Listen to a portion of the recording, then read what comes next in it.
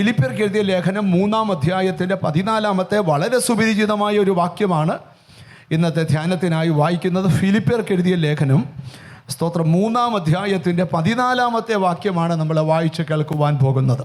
ഒന്ന് ഞാൻ ചെയ്യുന്നു, പിൻപിലുള്ളത് മറന്നു മുൻപിലുള്ളതിന് ആഞ്ഞുകൊണ്ട് ക്രിസ്തുയേശുവിൽ ദൈവത്തിന്റെ പരമവിളിയുടെ വിരുദിനായി ലാക്കിലേക്ക് ഓടുന്നു.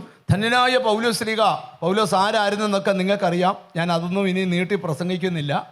ഒരു കാലത്ത് സഭയെ ഉപദ്രവിച്ചവൻ, സഭാഹോള് പൂട്ടിച്ചവൻ, പ്രാർത്ഥിക്കുന്നവരുടെ മുടിക്കുത്തെ പിടിച്ച് വലിച്ചുകൊണ്ട് പോയവൻ, ആരാധന നിർത്തിച്ചവൻ, ആ പൗലോസിനെ ദൈവം ഒന്ന് സന്ദർശിച്ചു.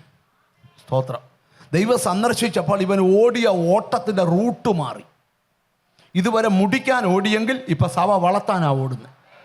സ്തോത്രം. ഞാൻ പ്രസംഗിക്കുമ്പോൾ പറയുന്ന ഒരാശയം നിങ്ങളോട് പറയാം. സ്കൂട്ടറും കാറും ലോറിയും ബസ്സും ഒക്കെ ഓടുന്ന ഒരു റോഡുണ്ട്. അതിലേക്കൂടെ ഒരിക്കലും ട്രെയിൻ ഓടത്തില്ല. സ്തോത്രം. ട്രെയിൻ ഓടുന്ന റോഹമേ പാളത്തെ കൂടെ ബസ് ഓടുകയില്ല. ബസ് ഓടുന്ന റോഡിൽ കൂടെ ട്രെയിനും ഓടുകയില്ല. എന്നാൽ ബസ്സും ട്രെയിനും ഓടുന്ന പോലെ അല്ല ഫ്ലൈറ്റിൻ്റെ റൺവേ. അവിടെ ഫ്ലൈറ്റ് മാത്രമേ ഓടൂ, വേറൊന്നും ഓടുകയില്ല. അതുകൊണ്ട് ലോകത്തിൽ മനുഷ്യർ ഓടുന്ന പോലെ അല്ല ദൈവമക്കളുടെ ഓട്ടം. അവർക്ക് ഓടാൻ ഒരു പ്രത്യേക ട്രാക്കുണ്ട്. അതിനകത്തൂരി അവിടെ ഓടത്തുള്ളൂ. ഇവിടെ പൗലോസ് ഈ 14-ാമത്തെ വാക്യത്തിൽ സ്തോത്രം വെളിപ്പെടുത്തുന്ന 3 കാര്യങ്ങളുണ്ട്. ഒന്ന്, ഞാനൊരു ഓട്ടക്കളത്തിലാണ്. എവിടുന്ന് എവിടത്തേക്കുള്ള ഓട്ടം? സ്തോത്രം. യേശുവിനെ രക്ഷകനായി സ്വീകരിച്ച നാൾ മുതൽ നിത്യതയിൽ എത്തും വരെയുള്ള ഒരു ഓട്ടത്തിലാണെന്ന് പൗലോസ് വെളിപ്പെടുത്തുക. ആ പൗലോസിൻ്റെ ഓട്ടത്തിൻ്റെ പ്രത്യേകത, പിമ്പിലുള്ളത് മറന്നിട്ട് മുമ്പിലുള്ളതിലേക്ക് ആഞ്ഞോണ്ടാ ഓട്ടം.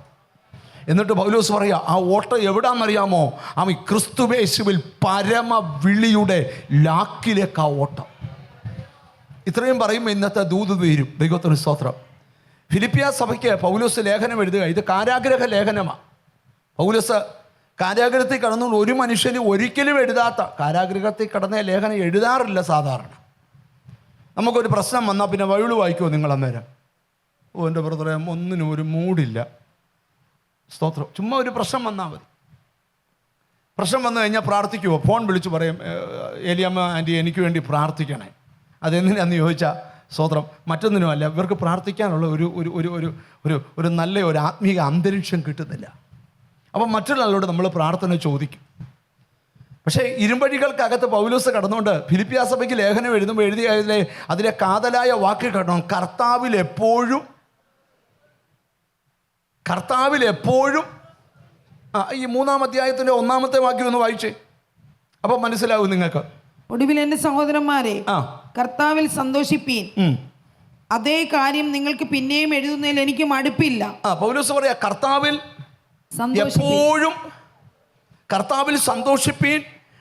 അതേ കാര്യം നിങ്ങൾക്ക് പിന്നെയും എഴുതുന്നതിൽ എനിക്ക് എന്തില്ല? മടുപ്പില്ല എന്ന് പറഞ്ഞ ഇരുമ്പഴിക്കകത്ത് കിടക്കുമ്പോഴും പൗലോസിന് സന്തോഷമാണ്. സ്തോത്രം. കഷ്ടതയിലും സന്തോഷിക്കുന്നവനാ ഭാഗ്യവാൻ. പ്രതിസന്ധിയിലും സന്തോഷിക്കുന്നവനാ ഭാഗ്യവാൻ. ബൈബിളിൽ പറയുന്നൊരു കാര്യമുണ്ട്, ദൈവരാജ്യം ഭക്ഷണമല്ല, പാനീയമല്ല, നീതിയും സമാധാനവും, ബാക്കി പറയാമോ, പരിശുദ്ധാത്മാവിലെ സന്തോഷമാണ്.